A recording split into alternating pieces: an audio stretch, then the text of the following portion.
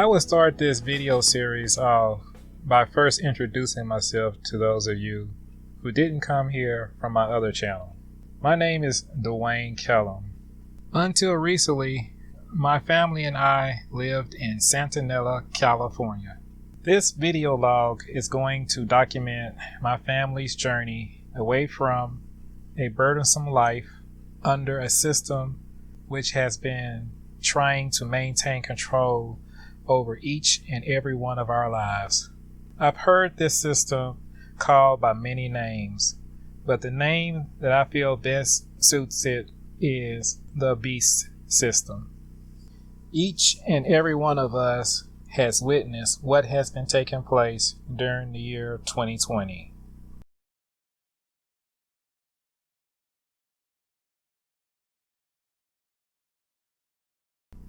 I feel this is the result of the beast system's vain attempts at remaining in power. People across this great plain we call Earth are waking up and are beginning to see things clearly for the first time in many years. People are coming to the realization of what and who we really are and see that we don't need the beast system. The beast system needs us. It needs us to give our attention to it. It needs us to participate in its institutions. Without living, breathing human beings freely giving power to it, it will wither away into the nothingness that it really is. I'll talk to you more about this in later videos, but for now, I will tell you what was the catalyst that got me to this point in my life. After my firing from VTA, I sat down with my family and discussed our next move. We agreed that we needed to get away from this craziness that was taking place in California.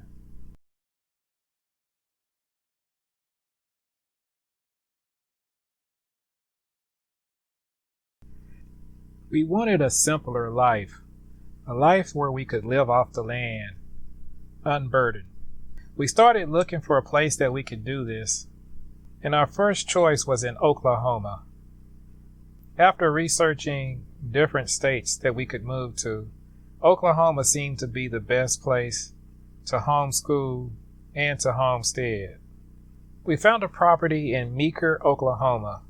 At the time, we didn't have all of our funds liquidated, and we needed about a week to put the down payment on the property. We had a verbal agreement with the property owner, and we said that we would get back with them in a week and asked if they would hold the property. After a week, we got the funds and we called the owner of the property, and they had already sold it to someone else.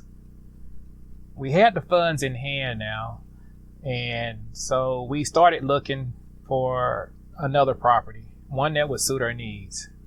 We looked through the available properties in Oklahoma first, but none of those properties met our needs. We started looking in neighboring states, and we found this property in Mountain Grove, Missouri, that had just been listed. I contacted the owner, and we spoke for a while, and we came to an agreement, and we purchased the property.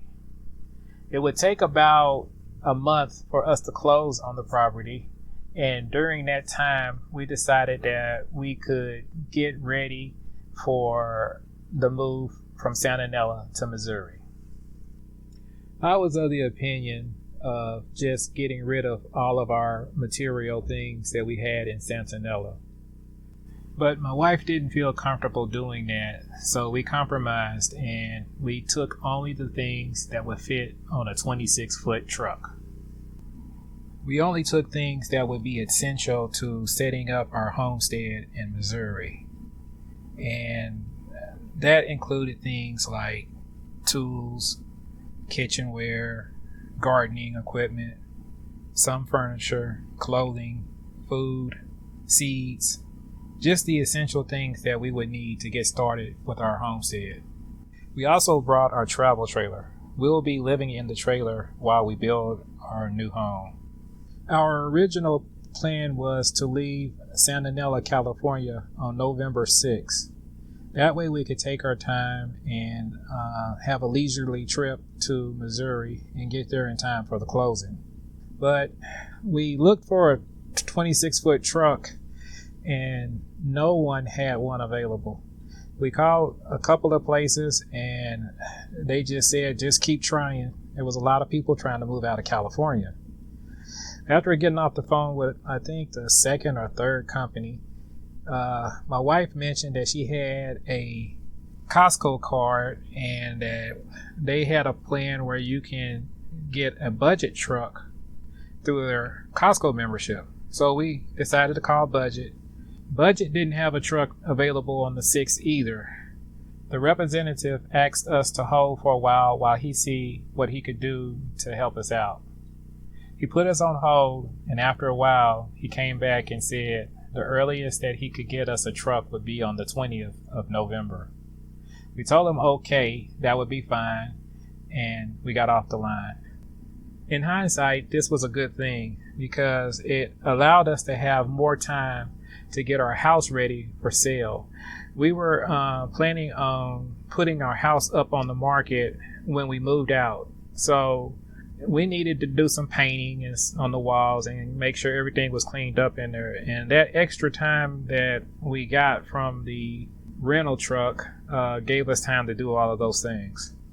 We picked up the truck on the 20th and we originally scheduled for one day to load the truck up and then get on the road. But one day turned into 3. We didn't realize how much work it was going to take to get everything that we were going to get in the truck and to tie up all the loose ends we had to do with the house. But with the help of our neighbors and friends, we were able to get the job done by the evening of the 23rd. We needed to return the rental truck on the 27th of November. That gave us a little less than 4 days to get there.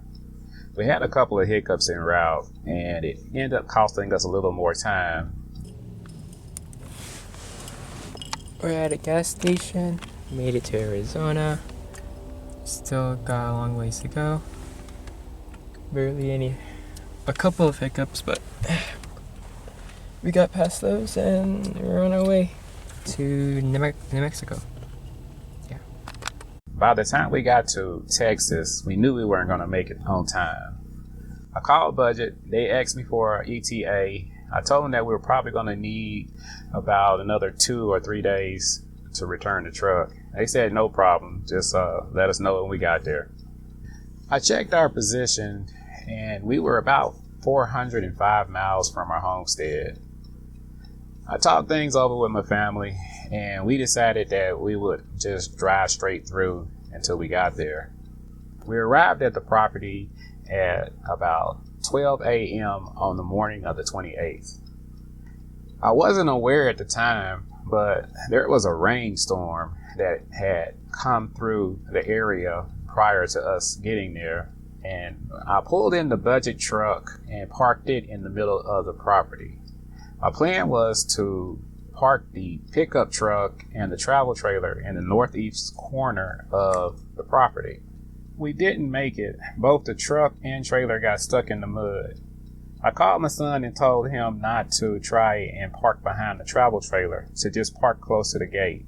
It was dark, so we decided that we'll go ahead and turn in for the night, and then we'll check things out in the morning when we had some light. The next morning I got up and I checked out the pickup truck and the travel trailer, and it was really bogged down in the mud. So I decided that we'll just wait until it dried up a little bit before trying to move it. We had other work we needed to take care of anyway. We needed to remove the Honda from the car trailer, and we also needed to remove a few items out of the back of the truck. The rest of the items in the truck we were planning to take to a storage unit in town. At about that time, we got a visit from our next door neighbor. He was just dropping by to welcome us into town, and we talked for a little while. After the talk, we exchanged phone numbers, and he said just give him a call if we needed anything, and he'll be right on over. While walking over to the rental truck, I noticed that the car trailer was leaning to one side and that the Honda had shifted. I walked around to the other side of the trailer and I saw that one of the tires had blown out. It took some doing, but we eventually got the Honda unloaded from the trailer. I called Budget and told them that the tire needed to be replaced on the trailer, and they sent someone out to replace it. While we were waiting for the tire repair shop to come out, we decided to go ahead and unhitch the trailer from the back of the Budget truck so that we can unload the items that we were going to keep on the property. The items that we removed from the truck were essential for our homestead. We unloaded gardening equipment, wheelbarrows, tools, clothing, stuff that we were going to need to get started. At about the time that we were finishing unloading the stuff we needed from the truck, the tire repair service was finishing up the trailer. After finishing business with the tire repair service, I walked over to the front of the truck and I looked down and I noticed that the front tire was sunk in the mud as well. I thought it would be best for us to lighten the load of the truck before trying to move it. So I walked back over to where our travel trailer was in the pickup, and I unhitched the truck from the travel trailer with the hopes of trying to get it free so that we can use it to unload some of the heavier items from the back of the rental truck. It took some doing, but we were able to get the pickup truck unhitched from the travel trailer, and we got it free enough to where we can get it out of the mud. We drove the pickup truck to the back of the rental truck and we started unloading some heavy items onto the back of it. We unloaded some furniture, my toolbox, and a couple other heavier items. Then we took those items and parked them over by the gate with the rest of our vehicles. I looked down at the tire and it was pretty deep in the mud, and I thought to get the best, to have the best results, we would probably need to put something on the rear tires to get a little bit more traction. So I had my wife go to the store and pick up some sand or some cat litter, whatever she could find. She came back with a couple of bags of cat litter. We put it on the back of the tire and we tried to back the truck up, but it wasn't going nowhere. It was the front of the truck was just too deep into the mud. So it was getting dark. We had missed the time to get our stuff unloaded in the storage unit. And I thought, well, maybe we need to go ahead and get us a tow truck to come out here and pull this big truck out of the mud. I remember my neighbor had said that if we needed any help, just give him a call. So I asked my wife to call and see if he knew of any towing company that we can get out there and get this truck out of the mud. About 10 minutes later, I saw him coming over, and he was in his tractor and his wife was in her 4-wheel drive, and they said, we can get y'all out of the mud. So we connected the tractor to the back of the budget truck and we tried, but that truck was just too heavy. It wasn't going to come out of the mud. We talked for a little while, and while we were talking, I mentioned that we didn't get a chance to go over to the storage unit that day to unload the truck, and now we're going to need the truck for another day. I said I was already late in returning it. He was like, you don't need to go to a storage unit. I got plenty of room in my barn. You can, when you get unstuck, just bring your truck on over and you can store your stuff in our barn. I said, that would be a good help, and I thanked him for it, and he went on back home.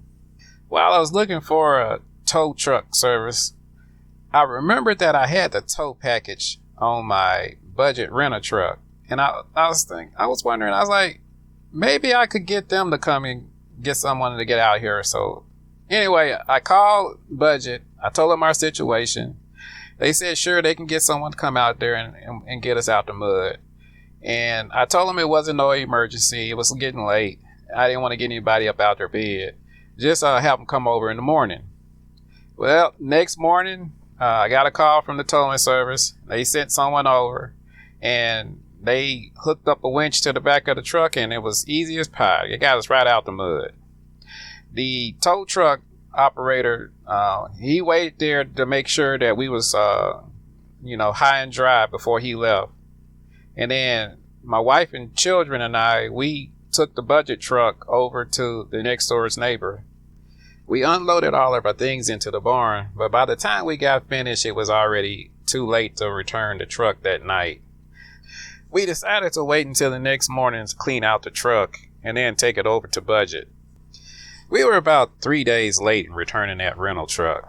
When we got there, I checked the truck in, and I asked the clerk, I said, how much do I owe y'all in late fees? She said, don't worry about the late fees. We see you had a little trouble. Y'all just go ahead and have a good day. The Budget rental was in a town about 70 miles from where we lived. And to make the best of the day, we decided we would stop by the Lowe's and pick up a few things that we were going to need for our homestead. We needed a couple of storage buildings, some lumber, and a few other items. They didn't have the storage buildings in stock, but we ordered a couple. We picked up the rest of the things we needed, and then we headed on back home. It was getting dark by the time we got back home, so we left the stuff in the back of the pickup truck and got started the next day.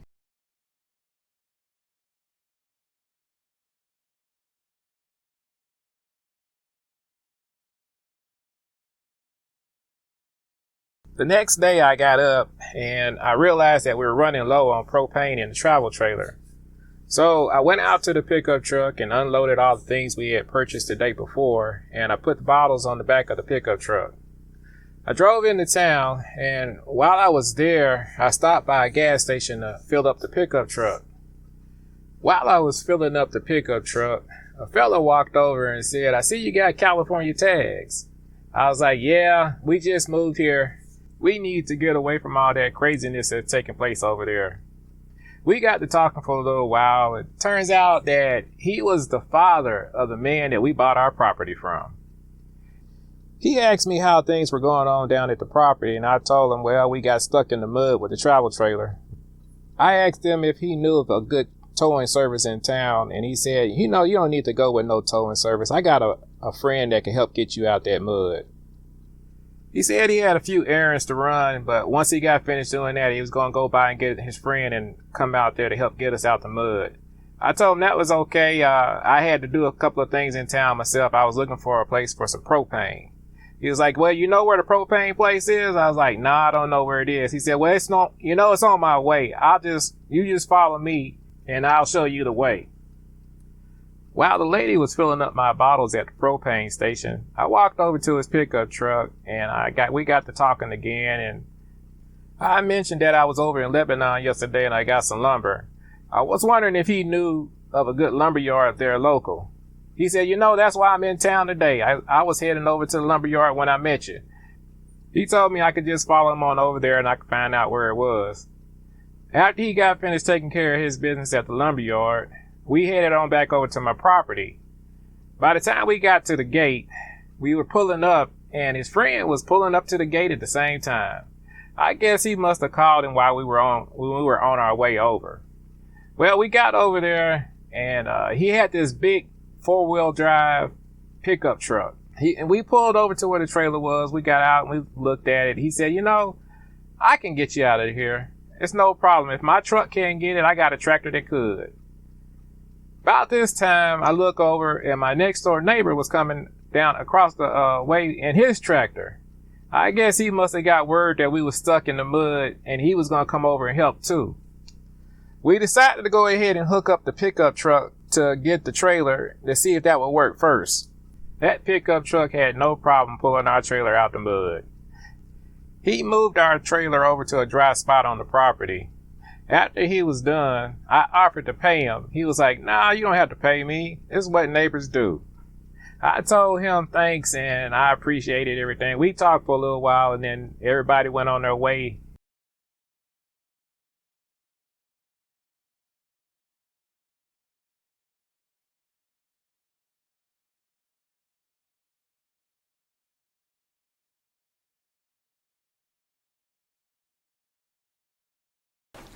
Okay.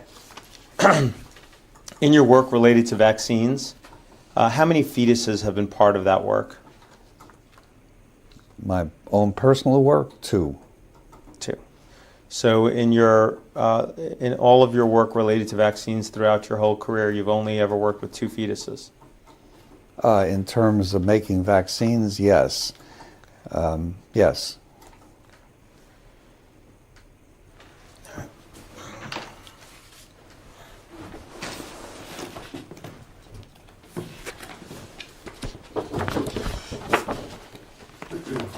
I'm going to hand you. I'm going to hand you what's been marked Plaintiff's Exhibit 41. Okay.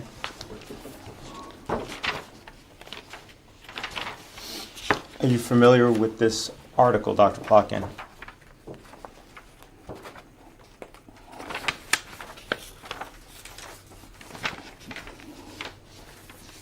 Yes. Okay. Are you listed as an author on this article? Yes. Okay. This study took place at the Wistar Institute, correct? Yes. You were at the Wistar Institute, correct? Yes.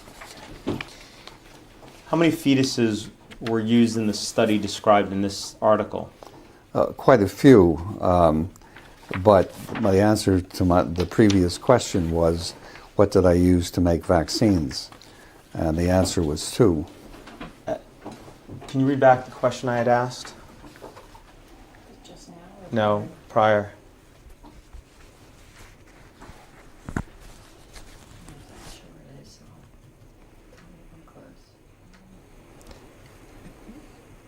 In your work related to vaccines, how many fetuses have been part of that work? Answer: my own personal work, 2.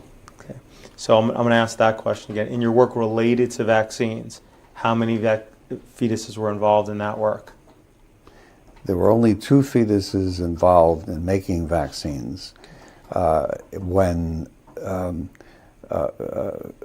fetal strains, fibroblast strains, were first developed, I was involved in that work trying to characterize those cells, but they were not used to make vaccines. Wasn't the purpose of this study to help develop a human cell line or to support the use of human cell lines in the creation of vaccines? The idea was to study the cell strains from fetuses to determine whether or not they could be used to make vaccines. Okay. So this was related to your work Well, yes, in a sense, to yes. vaccines, correct? Yes. It was preparatory. Okay. So this study involved 74 fetuses, correct? I don't remember exactly how many. Turn to page 12 of the study.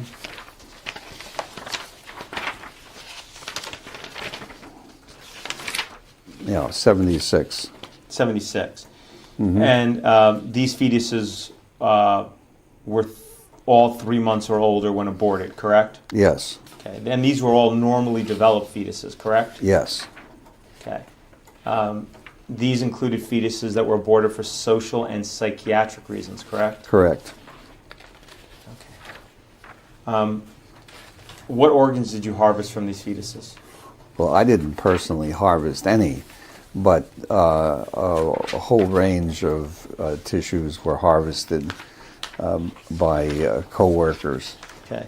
And these pieces were then cut up into little pieces, right? Yes. And they were cultured? Yes. Okay. Some of the pieces of the fetuses were pituitary gland that were chopped up into pieces to. Mm-hmm. Okay. Included the lung of the fetuses. Yes. Okay. Included the skin, Yes. kidney, Yes. spleen, Yes. heart, Yes. and tongue. I don't recall, but yeah, probably yes. So I just want to make sure I understand. In your entire career, and this was just one study, so I'm going to ask you again. In your entire career, how many fetuses have you worked with? Well, I don't remember Approximately. the exact number, but quite a few when we were studying them originally before we decided to use them to make vaccines. Do you have any sense? I mean, this one study had 76. How many other studies did you have that you used aborted fetuses for? Oh, I don't remember how many. You're aware? Are you aware that one of the objections to vaccination by the plaintiff in this case is the inclusion of aborted fetal tissue in the development of vaccines and the fact that it's actually part of the ingredients of vaccines? Yeah, I'm aware of those objections. Okay. The Catholic Church has actually issued a document on that which says that individuals who need the vaccine should receive the vaccines regardless of the fact, and that I think it implies that I am the individual who will go to hell because of the use of aborted tissues, which I am glad to do. Okay. Do you know if the mother is Catholic? I have no idea. Okay. But she should consult her priest.